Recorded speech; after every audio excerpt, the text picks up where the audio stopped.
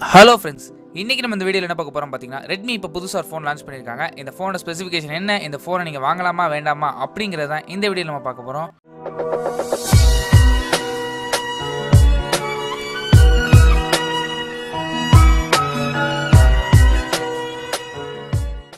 Redmi நேற்று அஃபிஷியலாக இந்தியாவில் ரெட்மி கோ அப்படிங்கிற புது ஃபோன் லான்ச் பண்ணியிருக்காங்க. இது வந்து ஆண்ட்ராய்ட் கோ பேசிஸில் ரன் ஆகிட்டு இருக்கு. இந்த ஃபோனோட ஸ்பெசிஃபிகேஷனை பொறுத்தவரை ஒரு 5 இன்ச் 16:9 HD LCD பேனல் கொடுத்துருக்காங்க. Next processor. இந்த ஃபோன் ஒரு என்ட்ரி லெவல் ஃபோன் அப்படிங்கிறதுனால ஸ்னாப்டிராகன் 425 ப்ராசஸர் யூஸ் பண்ணியிருக்காங்க.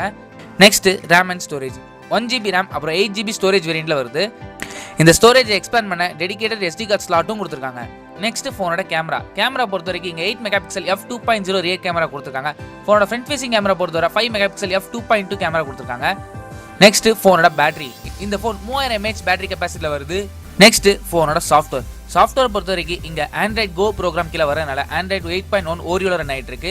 இந்த ஆண்ட்ராய்ட் கோ ப்ரோக்ராம்னா ஆண்ட்ராய்டோட லைட்டர் வெர்ஷன் தான் இந்த ஆண்ட்ராய்ட் கோ ப்ரோக்ராம். 1GB ரேம் ஃபோன்ஸ்க்குலாம் இந்த கோ எடிஷன் கொடுக்கறதுனால நல்லா ஃபாஸ்ட்டாகவும் இருக்கும்னு சொல்லியிருக்காங்க.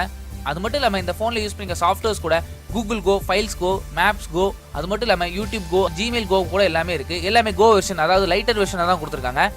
ப்ரீ பில்டாக இந்த ஃபோனில் Facebook light, messenger light, Twitter light அப்புறம் ஓலா லைட்டும் சேர்த்து பில்டாக இன்ஸ்டால் பண்ணி கொடுத்துருக்காங்க. அது மட்டும் இல்லாமல் இந்த ஃபோனுக்கு 20+ ரீஜனல் லாங்குவேஜ் சப்போர்ட் இருக்குன்னு சொல்லியிருக்காங்க. கூடவே கூகுள் அசிஸ்டன்ட் ஹிந்தியில் கொடுத்துருக்காங்க. ஸோ ஃபைனலாக இந்த ஃபோனோட ப்ரைஸிங்கை பொறுத்தவரை எங்கள் 4449 ரூபாய்க்கு ப்ரைஸ் பண்ணியிருக்காங்க.